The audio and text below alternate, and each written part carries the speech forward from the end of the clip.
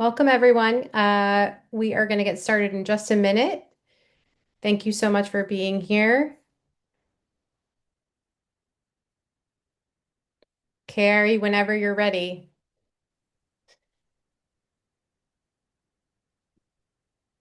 Hello, everyone. Sorry about that. So, hi, everyone. Welcome to our presentation for today. Thank you all for taking the time out.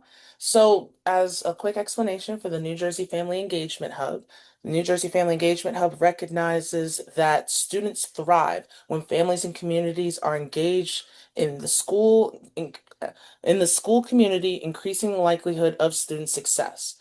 Our goals are to promote and engage in activities and policies that build collaborative partnerships among youth, family, school, and communities in order to enhance child development and student achievement.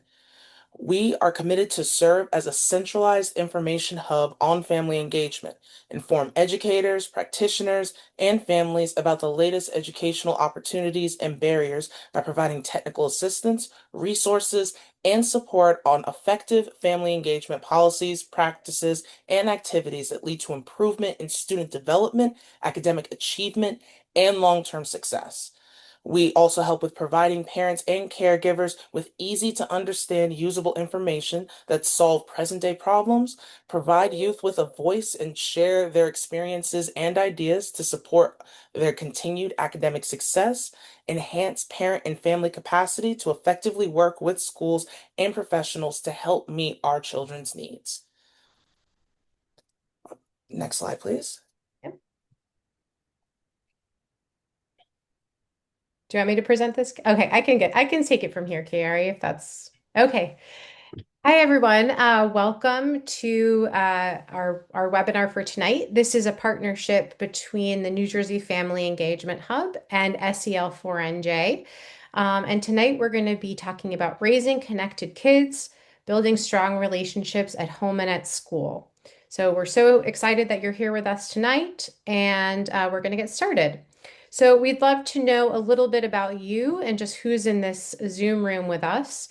If you wouldn't mind just sharing where you're Zooming in from, how old is your child or the children that you work with or that you have at home, and just one hope you have for this webinar. We'd love to know your hopes just so we can make sure that we address whatever it is that you're hoping to gain from the webinar. So we'll just take about a minute and we'll look in the chat box and see where everybody's coming from. Okay. We have someone, oh, 6th to 12th, someone working with 6th to 12th graders. Fantastic. We have a high school principal on our panel tonight, so that'll be perfect.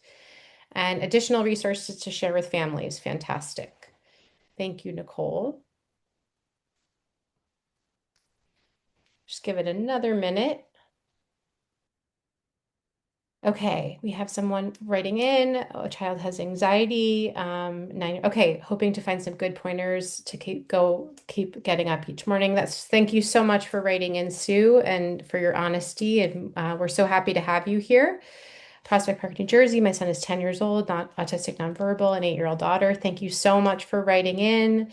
Katie, pre-K teacher in Montclair. Hello, Katie, mom to 3 young children, more deeply about school to home relationships. So happy to have you here. Just for time purposes, I'm going to keep this presentation moving along, but I'm still looking at your responses in the chat box. So thank you so much. Someone writing in from Bayonne. Child is 7 years old. So we really have a range of ages, a spectrum of different things that we're coming in with. So thank you all so much. Just looking for some tips here. And we're excited to have you. Thank you. And yes, keep writing in. I'm going to keep reading them as we go along. Oh, someone raised their hand. Yes. I think it's just a phone number right now. I can't see a name. Okay, I'm going to keep moving along. But please write your thoughts down in the chat box. So, just a little bit of an intro into who I am. My name is Erica Brenton.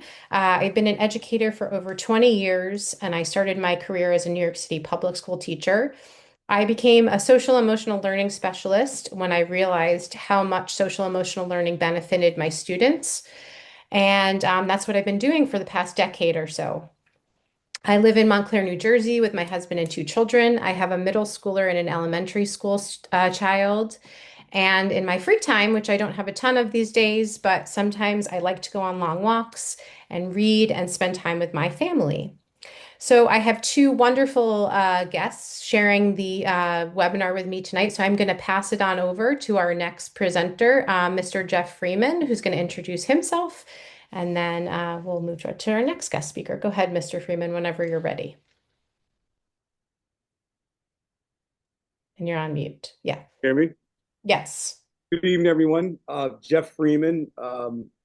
Happy to be on the webinar with everyone. And this is my 27th year in education. I had the opportunity to start out my career as a language arts teacher, and then from there came into around the other side of the table into administration as an assistant principal and a principal at an elementary school right in Montclair, Edgemont Montessori, and then the principal at Montclair High School.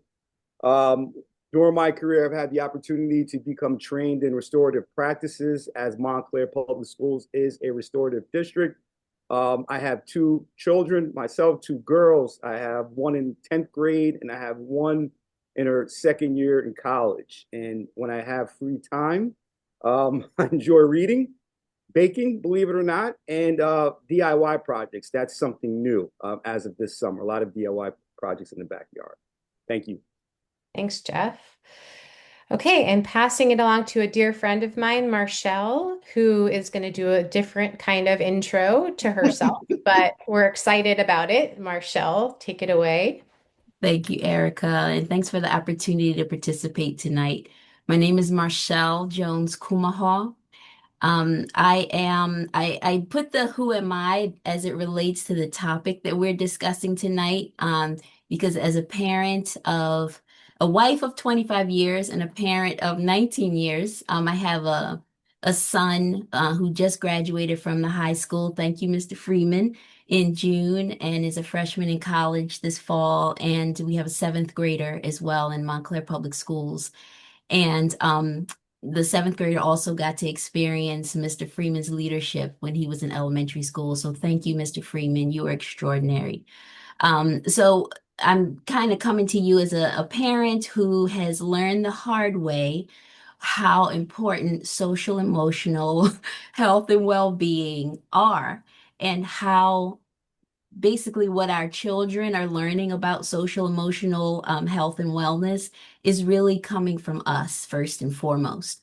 So this is who I am now on the other side of an adventure that I'll share more about later. But I just want you to have that as a seed that, yeah, cautionary tale is what I provide to the conversation this evening. So thank you for allowing me to be here. Thanks, Marshall. We're so excited to hear from both of you. I'm going to just do a quick little bit of housekeeping about our agenda and objectives for tonight. So we've been talking about social emotional learning. We'll do a little bit more of just defining what that means. We'll talk a little bit about some research around the importance of relationships. We will look at a video of intentional relationship building in action, short video. Mr. Freeman, Jeff Freeman, will share some of his insights as a high school principal. Marshall will lead us through some amazing parent reflections, and then we'll have a closing. So my hope is that we will walk away with a better understanding of how relationships affect learning, and that you will have at least 1 to 3 strategies to use with your children and yourself right away. So let's continue along. This is one of my favorite quotes. It's just really encompasses everything we're talking about here. Children are like flowers, they grow toward the light. And so the reason I put this here is because a lot of what we talk about in this world is just looking at the whole child and all aspects of the child, not just an academic number, not just, a number on a chart, but really who is this person in front of us? And as Marshall mentioned, and who are we guiding them along? So a little bit of just a foundation setting here. And then just a quick recap about what social emotional learning is if you've never heard of it. Sometimes we refer to it as SEL. But if you look on the right side of your screen, you'll see an image, and this comes from the Center for Academic and Social Emotional Learning, CASEL. And CASEL believes that every child in our country deserves a strong social emotional learning education. If you look in the middle of the chart, is like little pieces of a pie. They believe that every child should be taught these 5 competencies. So we have self-awareness, self-management, responsible decision-making, relationship skills, which we're talking about tonight, and social awareness. And if children are taught these skills, then they're able to manage their own emotions and behavior, have empathy and show care and concern for others, solve problems effectively, make responsible decisions, and maintain healthy relationships. So this is our hope. And again, so this is the 4th webinar in a series of webinars that we're doing on social emotional learning. We have talked about self-awareness and self-management, and this is our relationship skills. The next one we'll be doing next month is on responsible decision making. So we're just excited that you're here along on the journey with us. So we know that relationships are important because they feel good, but there's actually research that shows us that they really have impact and meaning on both a child's education and on their life outcomes. And so I'm just going to present a couple of research slides that shares with us this importance. So there was a study done of over 270,000 students in 2011. And it found that students in SEL programs actually showed higher grades and test scores, about 11 points higher than their peers. Strong social and home relationships are linked to greater motivation and engagement, and that kids who feel connected experience less stress and they build more resilience. We also found in a study across 50 countries in 2017 that connection with parents, teachers, and peers is linked to lower stress, anxiety, and depression, that SEL programs lead to fewer behavior problems and improved classroom climate, and students report a stronger sense of safety and belonging at school. And finally, the lasting impact is that these SEL benefits don't just go away, that they last months and years after programs end, and that kids who build these skills are more likely to graduate, to find stable jobs, and avoid risky behaviors as adults. So we can really see the impact of social emotional learning in these programs, and also really focusing on relationships. And so on the other side of things, what happens when we have a lack of relationship or a lack of school belonging? In 2021, there was a study that was done, and it showed that a lack of feeling a sense of belonging at school could be associated with increased for mental illness, antisocial behavior, increased risk of physical illness, and early mortality. And then there was another study done by the Aspen Institute in June 2024 that found close to 40% of US high school students do not feel connected to school. Only 55% of young people feel connected to people at their school, with LGBTQ plus students, those with disabilities, and students of color faring the worst. And as opposed to rejecting school as a whole, that evidence actually shows that social supports and curricular supports are the things that are failing to engage our students. And so that's why we believe that this social emotional learning is so important. So research is showing us one thing is clear, that relationships matter. And so what we're going to do now is we're going to take a quick look, and after we watch this video, we'll hear from Mr. Freeman and Marshall. But let's take a quick look of what does it look like, because we're talking about relationships here, and you could say, oh, I have a great relationship, or with my school or with my child, but this is going to really show us what intentional relationship building looks like. And so what I want you to do is, while we watch the video, it's only 3 minutes long, is to think about anything that resonates for you, and then we'll do a quick share after. So I'm going to just quickly toggle screens here. Sorry. Okay. All right. So just what resonates for you in this video? A child's future ability to succeed in the workplace, become a leader, and achieve long-term happiness will depend in no small part on their ability to build positive relationships. Students who learn to communicate clearly, cooperate with others, and constructively negotiate conflict are well on their way to future success.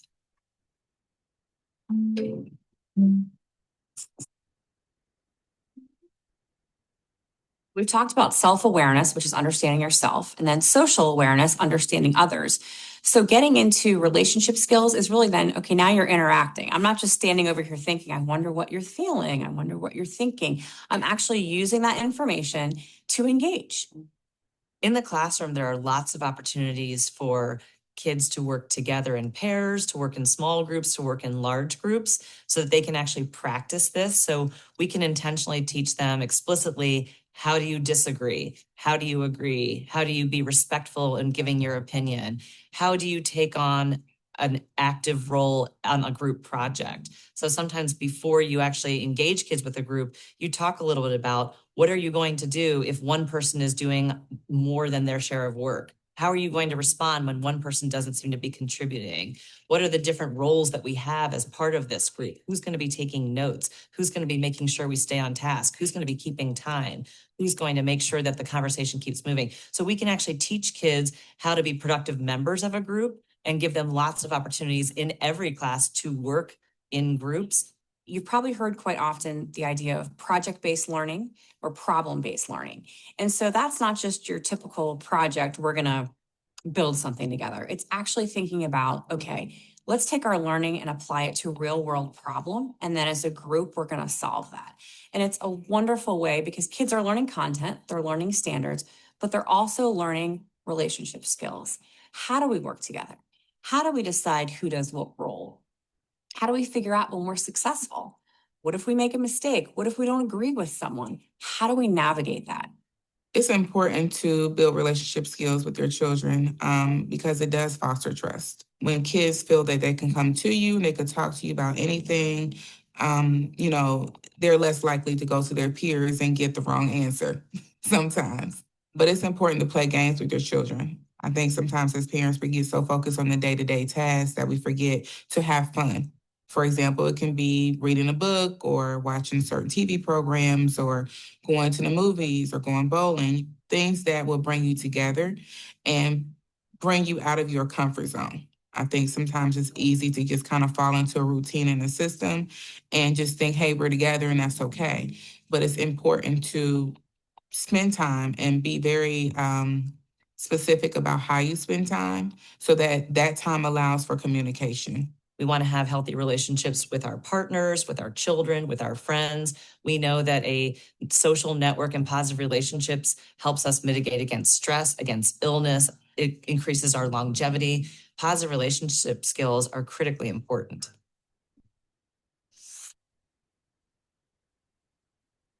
Okay. So let me just get back to our screen here. So I had a couple of thoughts when I was watching that, but I'm curious, is there anything that resonated for anyone while you were watching that video? And I'm just gonna, if you wouldn't mind putting your thoughts into the chat box. And then I would just also say, in that video, or if there's anything that we've talked about so far that you also want to share about, happy to hear any thoughts. I'll just share mine while you guys are entering your thoughts into the chat box, is that I noticed in every example on this in this video that no one was on a screen, no one was on a phone, no one, I mean, they talked about TV watching and movie watching, but it was real interaction. And I think that felt really important to me. So we'll just take one more minute and just to hear from you, anything you're thinking after watching the movie or just so far in the webinar, and then we'll move on. Oh, thank you, KRE.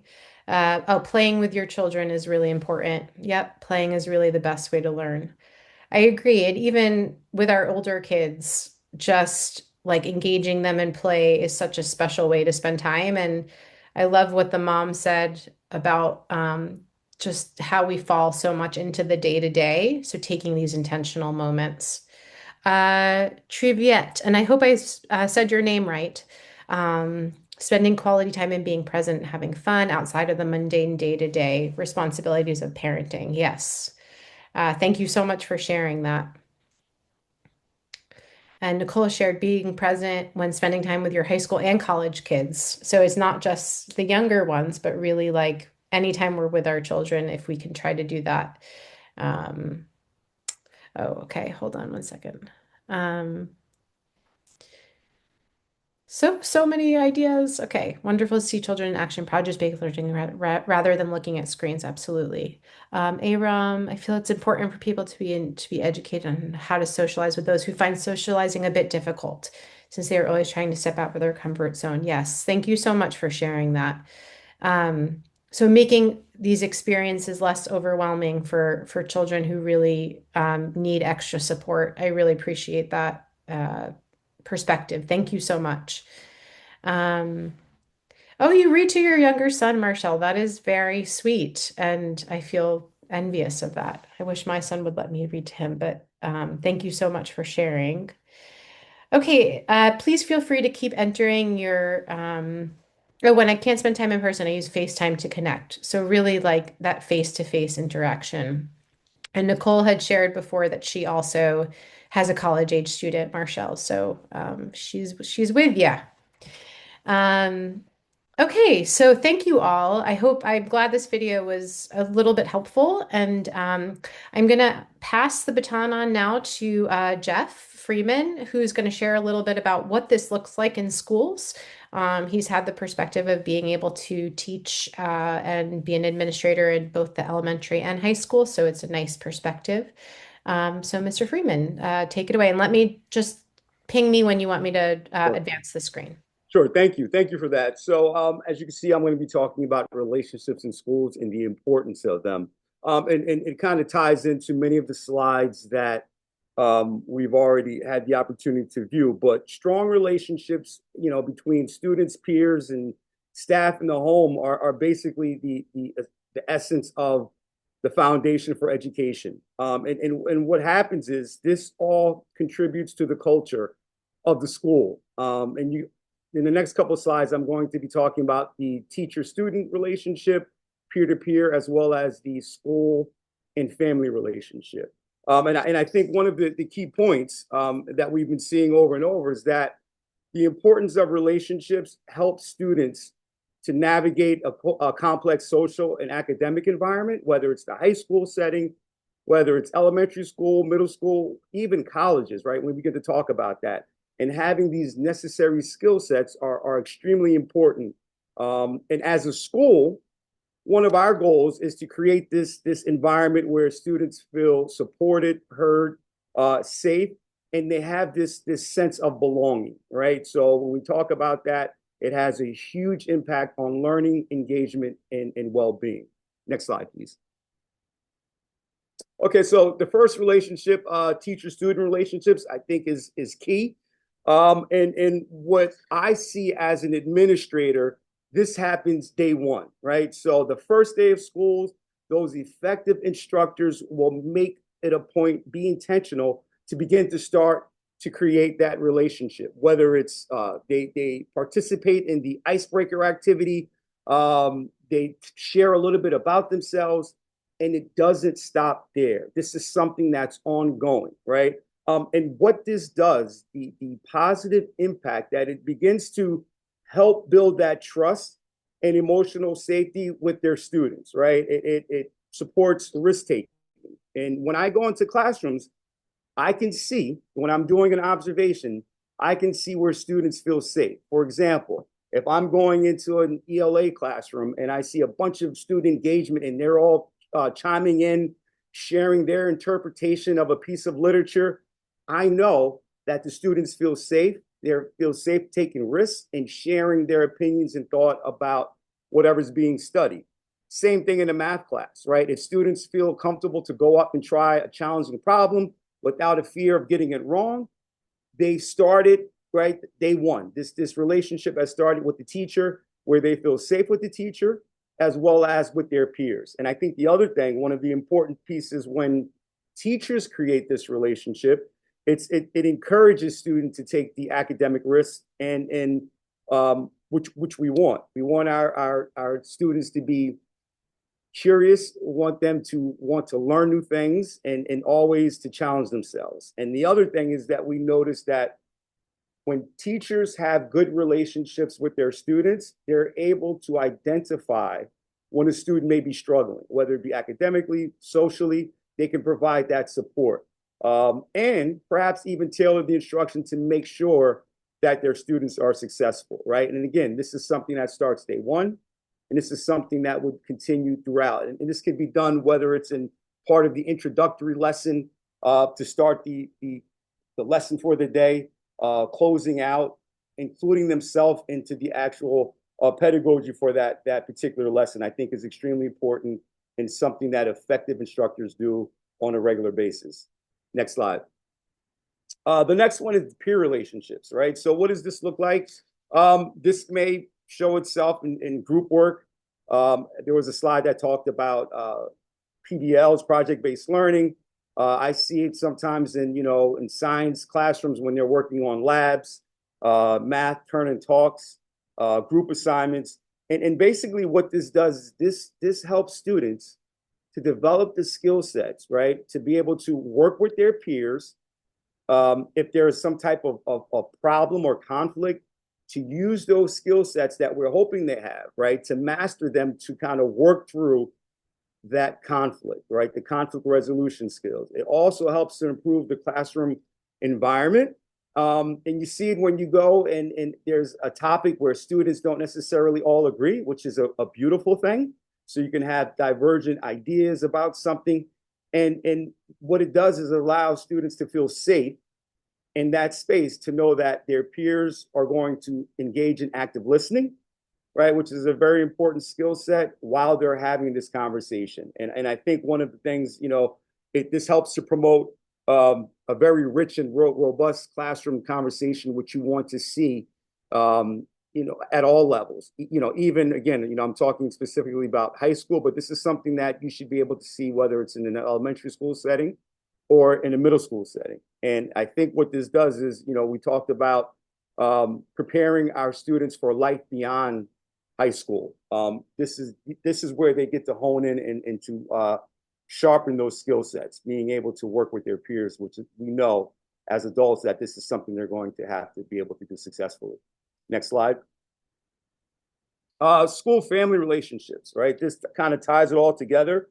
One of the things that I encourage and I expect, my staff is to make sure that there's ongoing communication with the families, whether it be positive or negative, right? And this is something that, where parents can make sure that their voices are heard and that they're also hearing from us. And there's a lot of research, and I think there are a few slides that talked about that suggests that when parents are involved in their students' school, right, there's a correlation where they have much more success. The other thing is that we ask parents, to become involved with the school community, whether that's being an active participant in the PTA, showing up for parent conferences, back to school night, volunteering for activities. All of these things help to contribute to the student's success. And the other thing that's very important is to reinforce the SEL and academic skills at home. When oftentimes teachers will talk about reflection and whether or not there was a conflict or we do a restorative circle, restorative justice circle. We try to share what we do in these special cases, like for example, with restorative justice, we had a family night through our PTA where the parents had an opportunity to see what a circle was like, with the hope that when they come home, the parents could also reinforce this and have those types of conversations, right? So they kind of know what's going on in school. It also allows the parents to have these check-ins. The slide with the video talks about being intentional to make sure that we're checking in with our students. And what this does, this helps to support active participation in the school community, and encourages students to be an active member of the community, not just from 8 o'clock to 2:30, right? We want our students to make sure that they're participating in activities, clubs, sports, whatever the case may be, because they want to feel a part of the community and they have this sense of belonging, right? And this is something that parents, through their involvement in these school relationships with the school, helps to foster that connection. So I think it's extremely important for parents to also make sure that they're very active in their students' education. Next slide. So again, just to kind of overview the impact of strong relationships, right? So we know that when there's studies that show that students are more motivated, engaged, and likely to succeed when they have a connection to the teacher, staff, or when their family is connected to the school. Additionally, right, there's just improved empathy. There's just spirit of collaboration. Students are able to resolve and work through conflicts with perhaps skills that they've learned from restorative justice or things that their teachers have modeled, right? As the adults, we want to make sure that we're modeling the behavior and expectations that we would like to see. And this could include, empathy. This can be things such as, allowing grace, active listening, these types of behaviors. When students are connected and we have these relationships, I see that we have this decline in disciplinary issues, right? Students are able to resolve conflicts and work through situations or problems before the adults have to step in. However, there are times where students may need that support, especially when they're heightened, to kind of, adult support or supervision to work through it. But I like to see when students are taking the initiative to work through these skills. And this is something that also can be reinforced at home. And then the long-term effects. We talked about resilience, being able to overcome obstacles and challenges, which is a necessary skill set, because we all know that as adults, there are obstacles and challenges that we will face. We see an increase in graduation rates and just being successful for life beyond high school. And that could be whatever career or pathway that the student decides to take, whether it's, college, a job, the workforce, if it's career or vo-tech, whatever the case may be. The goal is to make sure that students are successful. And this definitely is going to make sure that they have the SEL skills that are needed, right? I've seen some instances where students have all the academic skills, but may lack the social experiences, and those students may not be as successful. So I just think that there's a balance, and that we need to place a lot of emphasis on this SEL piece. Oftentimes it goes neglected, and the focus tends to be on the academic piece only. But there's this push now that we've realized with all the research that the SEL piece is just as important, and I would go as far as to say perhaps maybe even more important in the world in which we live. So thank you. Thank you, Jeff. I actually just wanted to, before we move on to Marcelle's piece, I just was wondering if anybody had any questions or any thoughts as you were talking, because you had a lot of great information, and I just want to make sure we hold a little space for that. Absolutely. So anyone is welcome to unmute themselves, or just feel free to enter into the chat box any ideas that came up, any questions. Nicole has raised her hand. Nicole, please. Yeah, feel free to unmute yourself or enter into the chat box what you're thinking.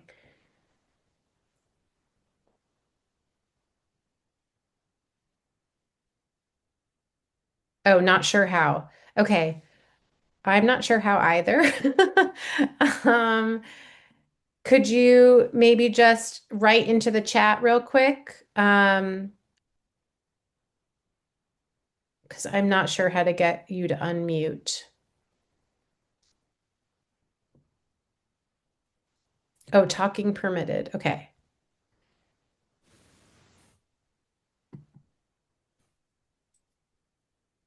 All right. Yes. Okay. Can you hear me? Okay, great. Oh, good.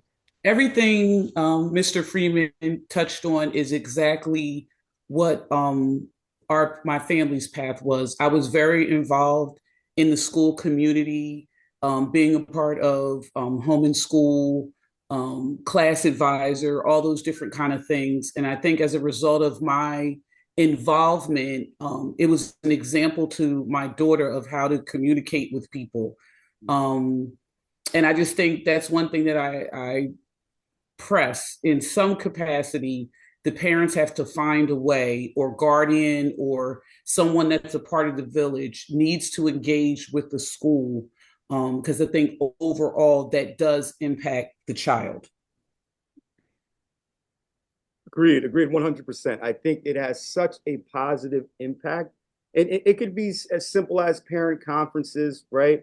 Back to school night. But of course, we want more. But I completely agree that parent or guardian's involvement has such a positive impact on that student's success in school. And it could be at all levels, elementary school, middle school, as well as high school. That involvement has tremendous impact on a student's success and sense of belonging. And I think sometimes it's hard, right? If you don't know the right questions, or you don't think you have the right questions, or you feel intimidated maybe by the school, like how to approach a school, a teacher or administrator. But I think what you're showing, Jeff, is that schools are so open to that kind of family involvement. They want to hear your voice. So, Nicole, thank you so much for sharing your advocacy for your daughters, and really helpful. So I think just for time purposes, what we'll do is we'll continue along and we'll move on to Marcel's piece. But if you have questions, please feel free to enter them in the chat box, and then we'll take a few minutes at the end to do a Q&A. So Marcel, I'm gonna advance to the next slide and pass it on over to you. Yay, thank you. Thank you, Erica, and thank you, Mr. Freeman. Before I jump in, I'm starting with a poem. And as I read the poem, I invite you to just put in the chat box any word or phrase that jumps out at you from the poem. And it's called On Children by Khalil Gibran.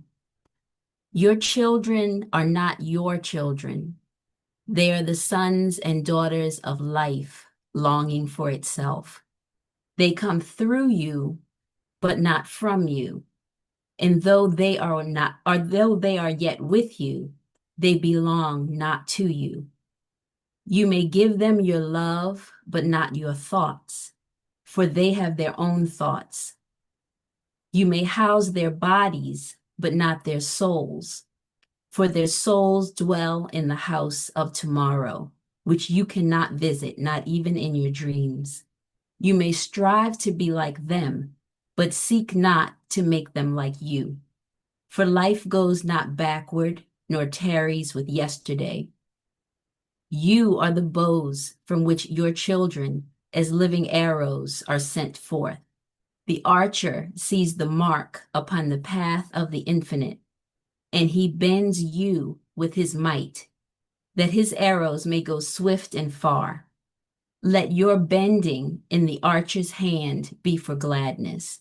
For even as he loves the arrow that flies, so he loves also the bow that is stable. On Children by Khalil Gibran. I share that for two reasons to open up this part of the conversation. One is April is not the only month for poetry. It can be any month, any day. And I've found, as far as relationship building at home, connecting with ourselves, getting back into what brings us joy. And a lot of times that's our own creativity or the creativity of others. Take 2 minutes and share that as a family before everybody runs out the door. That's been one of our newest and most favorite rituals, is just introducing each other to new poets and new poems. So I'm just curious in the chat what jumped out. Truth and light. Thank you, Sue. So that said, and then the second reason I mentioned this poem is because it was shared with me. It comes from a collection of poetry called The Prophet by Khalil Gibran. And this book was shared with me by my late father when I was 17 years old. And he particularly loved this poem because he always said, baby girl, you all came through us, but you are here on a mission that we can't even fully grasp. And he said, to be honest, a lot of times your mom and I are looking at you all to see how we should be because there's a lot of baggage that we bring and a lot of fear because we've seen a lot of stuff. But you all come in fresh and you just ready to go get it. So I always remember that and try to remind myself, and my husband does a better job than I do, remind myself to follow their lead as much as possible because in a lot of ways, they're pointing for us. Yes, there's a lot for us to show them, but they're pointing for us how to just be fearless in a lot of ways. So with that said, why all of these photos? So whenever I'm speaking with folks that I haven't met or folks that I know and haven't seen for a while, the first thing I really like to do is to just remember to say thank you. Like there's so many people, past and present, that I know and that I don't know who've made my life possible, who've made the paths that I walk possible. And so I just want to take a minute, and this is some of those folks. On the left side is my dad's family, and he's the one in the back row in the middle of my grandma in the back there with the tie on. That was his brand from like 10 years old, little entrepreneur. So that was my dad and his siblings, and his dad at the bottom. And then on the far right side is my mom and her siblings, and right below. And then in the center is our original five plus my nephew, who was a bonus baby around the year 85. So at the top there, of course, it's me. But I put that particular picture in because that was about 3.5, 4.5 weeks before last December, before everything kind of imploded, and I had the plot twist of my life, which was a nervous breakdown. And I mention that because the SEL of it all really comes into play because clearly I was not cultivating my own social emotional well-being. And it was my sons, then 18-year-old and 12-year-old, as well as my husband and friends who just swooped in and caught me.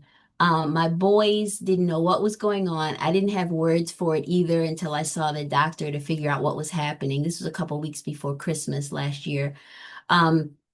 They fed me, they brought food, drink, they ran baths for me, they helped me get where I needed to go in the house because I was just literally out of it. Oh, thank you, Triviette. So yeah, so I just wanted to kind of humble myself to say how much I learned from my kids about how important it is for me to fill my cup. So there's three things. If you get nothing else from the few minutes we have together, I want you to get three things. One is, and I'm calling them seeds. So one is, and let me go back because I wrote them to make sure I didn't go off topic. So the first one is the social emotional well-being of our children starts with us. The second seed is number one again. The social emotional well-being of our children starts with us. And the third seed is that it's our extraordinary opportunity each day to assiduously tend to our own social emotional well-being, physical, mental health, all of the things. And Kingsley, my 12-year-old, just came in for moral support because he was one of the chief members of my care team through this whole thing. And I'm fine now, by the way. So I wanted to just take a minute to remind us all as parents, yes, there's a lot going on. And I always think about the what do you call them, flight attendants who say, you must administer your oxygen mask first, and then the oxygen mask goes to your child and all the blah, blah, blah. And I think about that all the time because a lot of friends say to me, well, I don't have time to take care of myself. I don't have time to attend to my own well-being. And I'm thinking, given what I've been through and the plot twist of the last 10 months, how can you not? because you can't give from an empty cup. And if you don't have your own oxygen, you literally can't best take care of your young people and your husbands and wives and partners and everyone else. And for some of us, also taking care of parents as well. So for the next slide, I just wanted to walk you through the questions. So if your life were a movie being watched by your child or children, what would they see, hear, notice about you? So in your relationship to yourself. So before my plot twist, I call it, my children saw me not sleeping very well. I was sleeping about 2 hours a night. Boom, I'm done. Let me get up and go, go, go, go, go. They saw me not feeding myself well, or at all, just eating very little, just kind of we're machines. And that was kind of my headset. We're machines. We don't have to do anything for ourselves. We just have to pour into everyone else around us and everything's going to be okay. Um, if they saw me walk by a mirror, a lot of times it wouldn't be, oh, mom, you look great today. Go, girl, you're doing a fine job. It was a whole litany of just bashing myself, like little things. And so I raise that all the time with friends now. It's like, what are your children seeing? How do you talk to yourself? Do you take care of yourself? Do you make sure that you, as beautiful and awesome as you are as a human being, you look like you love you when you walk out the door? Your relationship with your significant other.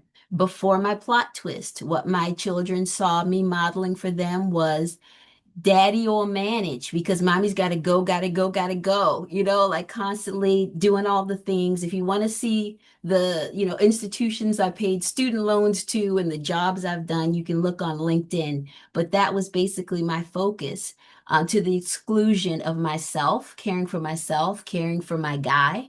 Um, and then looking at relationships with elders, siblings, friends.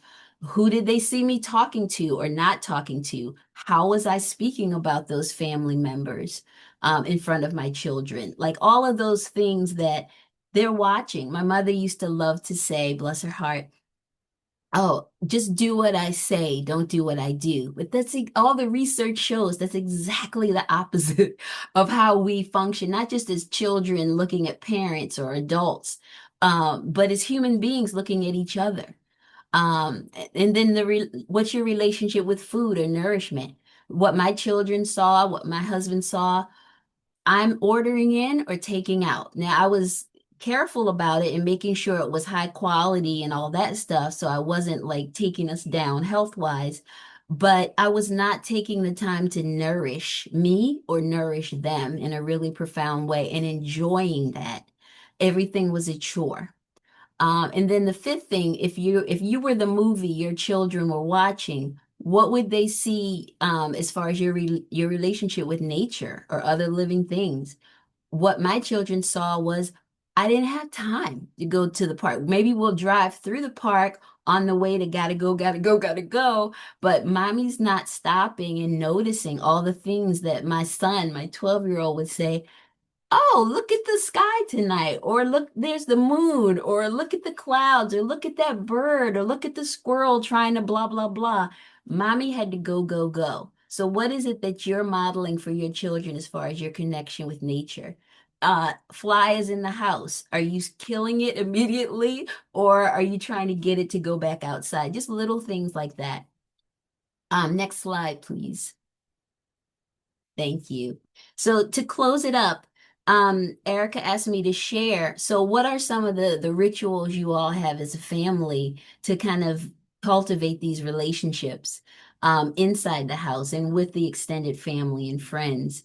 And I go back to it all starts with us of it all. So given the foundation that I had of relating to myself, as you can imagine, there wasn't a lot happening with extended family, or if there was, it was very rushed. My family's all in Baltimore. So we would go down, and sometimes it would be a down and back same day, which is not only exhausting, but it gave us really no time to connect. So my husband, thankfully, Brian, was the one who said, hey, we need to slow down and we need to really get clear about what our values are here and what our jams are. So main thing when we looked at it, it's like, well, what is it that we always try to focus on? Okay, gratitude. So before we sit down and scarf whatever it is that's on the table, let's just take a minute and be grateful that we have something to eat and think about all of the folks who, take that for granted, including us every day. Um, Challenges that we're going through. Let's take a beat and say, yeah, we're grateful for this challenge because we're learning X, Y, and Z. Another thing my husband would always, or does always, encourage the boys to do is say what mistake they're grateful for having made that day, or what risk they're grateful for having taken and what they learned. The second one is straight from Brian. He has actually a mug that the boys got him for Father's Day one year that has the Kumaha family brand is Can I, constant and never ending improvement. And what does that mean? We're learning. The picture I have on LinkedIn, the one that was a couple slides ago, the library, we have the physical library in the house because he said that is a requirement. That's a priority. What are we reading? What are we talking about? What are we learning? What are we sharing with each other? So that constant and never ending improvement. The third of our family jams is listening and following your gut. There's a lot of folks who are going to be doing a lot of things that go against what it is that we think is important or valuable, and that's okay. When Kingsley, I think a mom asked me the other day, "Oh, well, you're not doing such and such a thing that the class is doing. How does Kingsley feel about that?" And whatever that activity was, it just wasn't within our value set. And I said, I'm sure he's upset, probably upset, but he's the child, we're the parents. We're trying to do our best with what we know to do right now. And when he gets to have his own home, he can do it differently. But we have to really listen and trust our gut, even if everyone's going the opposite way. There's a quote by Saint Augustine of Hippo.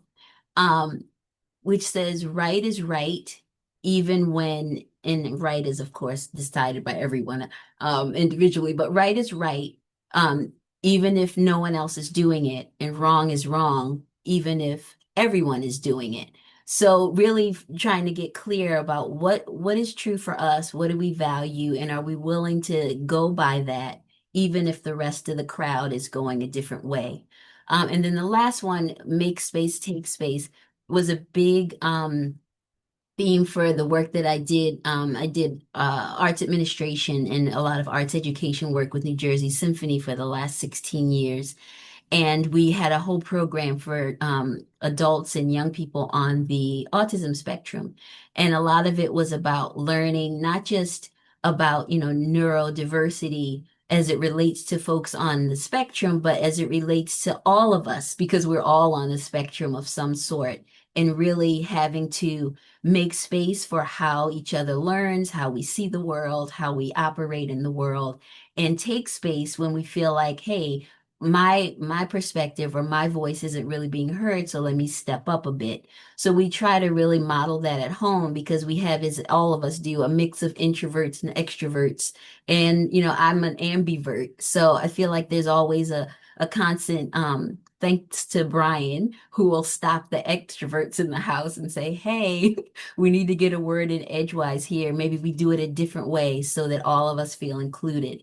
So that has led to a whole series of family rituals. So on Fridays, we started, thanks to Brian again, who's not here because he's an introvert, having AI upskilling conversations. So how each person would go around and share what they learned about AI that week and how they used it in their life, whether it's for school or for business or whatever. We also have our spirituality exploration Sundays where we take a couple hours and we kind of do the whole spectrum of, well, Brian usually comes up with the curriculum, but we want to understand the different cultural traditions, the different religious traditions, spiritual traditions around the world, and what commonalities they have with what we were raised with, what differences are there, what are some key themes that keep popping up. So anyway, all that to say, we've been able to ingrain in the boys that we may be doing it differently in our house, and that's okay. because everybody, that's the beauty of families. Everybody is doing it the way that resonates with and works for them. And nobody's invoicing us for anybody else's kids. So we don't get a vote on what Johnny's doing across the street. But let's just be intentional about what we believe and what we cultivate in our home, because that's going to be your foundation as you go to school, go to work, go to, wherever you go in life. So that I included this picture. 7/17 was my 55th birthday. And that was the culmination of a multi-day celebration, which I almost didn't have because of the whole breakdown last December. I was able to be in my right mind, to be healthy, to see my 55th birthday, to see my 25th wedding anniversary, which was a couple weeks after that, because there's a lot of repair work that we were able to do as a family once I slowed down enough to see the cost of not tending to the social, emotional well-being, the physical, mental, all of it. So that's kind of our victory photo right there of going through some really rough times and coming through and using the skills, a lot of which we saw modeled by Mr. Freeman during the pandemic, and you name it. So yeah, just very grateful. And I put some of the resources in the that last slide so that you all can check out some of the things that have worked for us and inspired us. So thank Sorry, you. I just totally messed that up. Hold No, on. that's okay. I was done. Okay, sorry. Um, okay. Can you see this? It just said, oh, now it's back. Okay. Yeah. Marshall, I just wanted to say that you got a lot of great compliments. How this should, you had even mentioned that this should be its own topic on its own. So Triviette had mentioned that this should be its own topic. So thank you so much. I'm rushing through my words right now because it's 7:02. Oh, okay, go ahead. And Nicole says thank you so much. And that was fantastic and so much more than I could have ever expected. So thank you, Marshall. You're very special. So everyone, it's 7:02. I'm sorry. I feel like this could be a conversation we have for the rest of the evening, but I want to respect everyone's time here. We're just gonna not do this closing and reflection because I imagine you took a lot away from tonight, but we did want to share. This presentation will be shared with you, whoever signed up. So you'll get all of these wonderful resources. Marshall wrote down a couple of the poems and the books that she referenced. I also put the Castle website for you for any kind of SE, social emotional learning resources that you may need. But we just wanted to say thank you all so much. And if you want to put in the chat box just like one parting thing that you took from this webinar, we would love to hear. Mr. Freeman, Marshall, thank you so much for your expertise and your just wonderfulness. I appreciate you. And yeah, we wish you a wonderful evening and thank you all so much. And again, this presentation will be, oh, Nicole, you're on the right path. That's so wonderful to hear. And thank you for all of your contributions tonight. And again, this presentation will be shared with you, so you'll get all of the content from it. Sue, thank you.